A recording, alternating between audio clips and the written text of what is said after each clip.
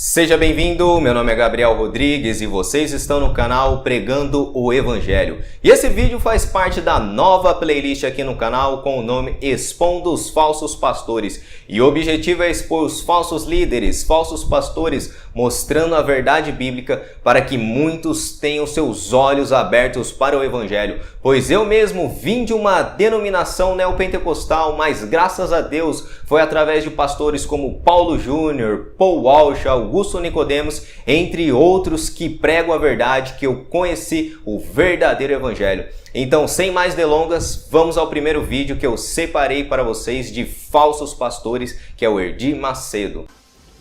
O vídeo que o Jornal Nacional mostrou ontem revela a conversa íntima de Edir Macedo com os pastores da Igreja Universal do Reino de Deus no intervalo de um jogo de futebol. Como um técnico falando para o seu time, Edir Macedo ensina as táticas para convencer o povo a fazer doações e se refere aos fiéis com deboche. Pessoal, você vai ajudar agora na obra de Deus. Se você quiser ajudar, amém. Se não quiser ajudar, Deus vai ajudar outra pessoa para ajudar, amém. Entendeu como é que é? Se quiser, bem, se não quiser, que se dane. Ou dá ou desce. Entendeu como é que é? É isso aí. Onde está abrindo o É porque aí o povo vê coragem em você. O povo tem que ter confiança. O povo tem que ter confiança. Se você mostrar aquele xoxo, né? Aquela maneira xoxo, o povo não vai confiar em você. Você tem que ser o super-herói do povo. Exatamente, você tem que ser o super-herói. Pessoal, nós vamos fazer isso aqui, é o grande desafio. O valente, o macho. Agora, tem os outros, poxa, quanto tempo que eu queria isso, poxa. Eu tô cansado de ler a Bíblia, de ver tantas palavras e não acontecer nada na minha vida. Então, esse vai ficar do nosso lado. Esse vai, é isso mesmo, tudo ou nada. Pai, põe tudo lá. Então ele vai ser abençoado. Quem embarcar nessa é abençoado. É abençoado. Quem não embarcar... Quem embarcar, fica. Entendeu como é que é? Então você nunca pode ter vergonha, não pode ter timidez. Peça que... E quem quiser dar, dá. Quem não quiser, não dá. E se não tiver alguém que não dê, tem um montão que vai dar. Tem que ser no peito e na raça. Tem que ser no peito e na raça. Porque o povo quer ver o pastor, o seu pastor, com coragem. O povo quer ver o pastor brincando com o demônio. O povo quer ver o pastor... O povo já está cansado de falsa humildade do padre, né? Exatamente. O padre é humilde, não dá nada, não interessa nada. O padre é daquela maneira assim, então... Nós vamos lá, é isso mesmo, e botar para quebrar, então vira cambalhota, faz... Então o povo fica louco. É isso aí, entendeu como é que é? Então Moisés foi lá com o cajado dele, com aquele mesmo cajado que ele tinha aberto as águas do Mar Vermelho, visto tantos milagres, ele chegou e perguntou, por acaso pode essa rocha sair água? E tocou na rocha assim. Quando tocou na rocha, saiu água. Por acaso, né? Por acaso. Então Deus ficou chateado, porque você tinha que me honrar, eu não te dei um cajado, não te dei uma fé. Isso que a gente tem que falar com o povo. Entendeu como é que é? Por acaso. O nosso cajado é a nossa fé. É a nossa fé. Você tem um cajado. Eu pergunto assim, quem é que gostaria de ter o cajado de Moisés? O povo, pois você tem. Agora é só você usar o seu cajado. 10 mil. Entendeu como é que é? É a fé. Peguei 300 pessoas comigo cruzado. Vai dar até o final do ano. É outubro, novembro e dezembro. Todo dia aparece 2 mil, 3 mil na oferta. Não, tá vendo aí? Tá vendo? Esse não tem dinheiro, esse cara aí. Vê a cara dele. Tem na igreja que não dá nada por ele. Vai lá. E há 15 anos atrás, em 2007, quando eu apenas tinha 13 anos, eu estava no ensino médio e nem frequentava ainda a igreja, Edir Macedo e a sua tropa da Universal, eles já estavam utilizando técnicas para enganar as pessoas na sua igreja. E não se sabe ao certo quem vazou esses vídeos na época que vocês viram no início, mas pela graça de Deus ele veio a público e virou manchete nacional em 2007. E nessa época a internet ela não tinha um poder como nós temos hoje. E os detentores da notícia no passado eram as emissoras de TV. Mas talvez você fique com uma pergunta: por que relembrar algo que aconteceu 15 anos atrás? Porque mesmo hoje, com as emissoras de TV, expondo Edir Macedo e a denominação universal, eles têm um grande poder midiático e estão influenciando inúmeras pessoas, meus irmãos. para um falso evangelho. E depois de 9 anos, eles construíram, por exemplo, o Templo de Salomão, gastando 680 milhões de reais. E eu, por exemplo, era de denominações neopentecostais, como eu mencionei no início do vídeo, e pela graça de Deus, pastores corajosos que não se calaram, e foi através desses instrumentos do Espírito Santo que meus olhos se abriram. Então eu vejo que através de vídeos do meu canal e de outros pregadores comprometidos com o Evangelho, muitas pessoas estão saindo dessas seitas e indo para as igrejas bíblicas. E eu vejo que o nosso trabalho ainda não acabou, a seara é muito grande, porém nós precisamos de pessoas corajosas para se expor na internet e condenar o erro. Mas infelizmente hoje nós vivemos em uma época do politicamente correto, onde criticar alguém, expor alguma pessoa publicamente na internet, para muitos é uma atitude desamorosa e também repreensível. E esse tipo de pensamento tem permeado até dentro da Igreja de Cristo.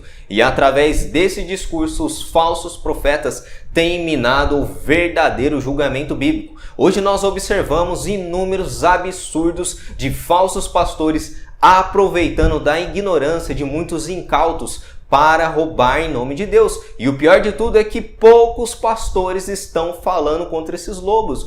E o discurso predominante que muitas igrejas têm engolido sem discernimento é o famoso não julgueis, ou também não toqueis no ungido, ou deixa que Deus vai julgar esses homens. Nós deveríamos, por exemplo, estar mais preocupados em ganhar almas do que falar deles. Mas qual o padrão que as Escrituras, meus irmãos, trazem para todos os cristãos a respeito dos falsos mestres? Qual a atitude que os cristãos devem ter em meio a esses homens que corrompem o evangelho? Por exemplo, o nosso Senhor Jesus, o maior exemplo de todos, andou com pecadores, comeu com eles, amou eles. Porém, Jesus não mediu suas palavras para condenar os religiosos hipócritas da sua época. E Jesus chamou os religiosos, falsos mestres da sua época de sepulcros caiados, víboras, filhos do diabo, geração perversa. Duras palavras, não são? E por que nós devemos tratar aqueles que mentem, corrompem o evangelho com menos rigor do que o nosso Senhor?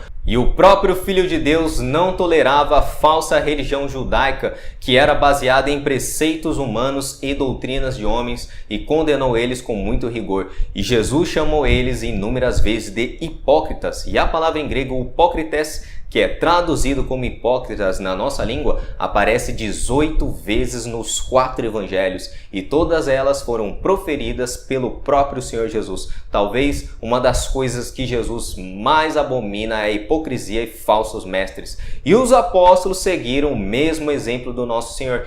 Veja as palavras do apóstolo Paulo escrevendo a carta para Tito.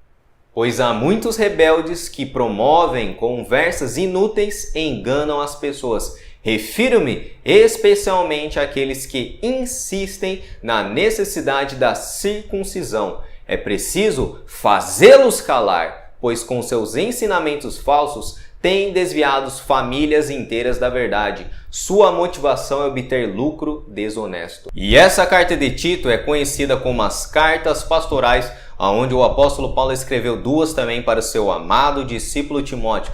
E um grupo de judaizantes, como na carta de Gálatas, estava atacando a fé verdadeira através da lei mosaica. E esses homens estavam ensinando que a salvação exigia o ato físico da circuncisão. E agora pegue a sua Bíblia e observe atentamente as exortações que Paulo está dando para Tito. É necessário fazê-los calar, repreenda-os severamente. Essa exortação que Paulo está dando para um pastor, seu discípulo Tito, meus irmãos. E nós encontramos um tom mais forte da sua carta, escrevendo para os crentes da Galácia, onde Paulo até amaldiçoou aqueles que pervertessem o evangelho. Veja comigo. Que seja amaldiçoado qualquer um, incluindo nós, ou mesmo um anjo do céu, que anunciar o evangelho ou boas novas diferentes das que nós lhe anunciamos. E Judas, não traidor, o meio-irmão de Cristo, ele escreveu isso em sua carta, que é a penúltima carta antes de Apocalipse. Veja comigo.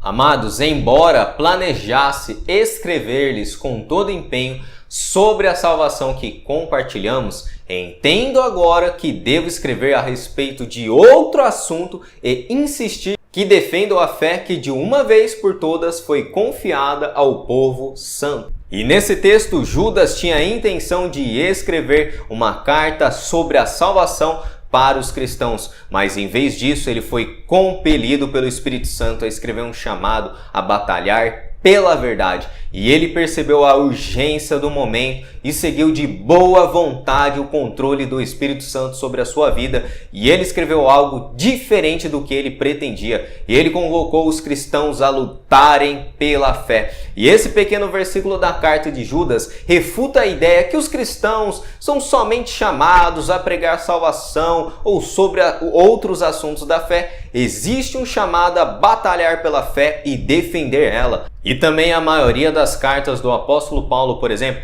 tem características doutrinárias e severas repreensões contra os falsos mestres. Então, quando a verdade ela está sendo atacada, Paulo ensinou que os cristãos devem defender a verdade a qualquer custo. Paulo, por exemplo, ele citou Pedro publicamente quando o mesmo cometeu hipocrisia entre os gentios. Paulo citou Demas, que abandonou ele amando esse presente século.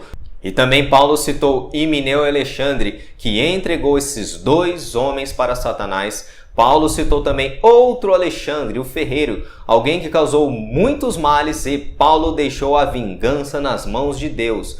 Também João citou Diótrefes, aquele homem que era ambicioso e desejava o primeiro lugar na igreja e também o reconhecimento. Alguém que também proferiu palavras maliciosas contra o próprio apóstolo de Cristo. À luz de todos esses exemplos, meus irmãos, fica difícil chegarmos a uma conclusão que julgar e expor falsos profetas publicamente é errado. Na verdade, os cristãos são chamados a lutar pela verdade e também defendê-la. E o que me deixa talvez indignado é que muitos pastores fiéis da palavra de Deus, pastores bíblicos, estão calados.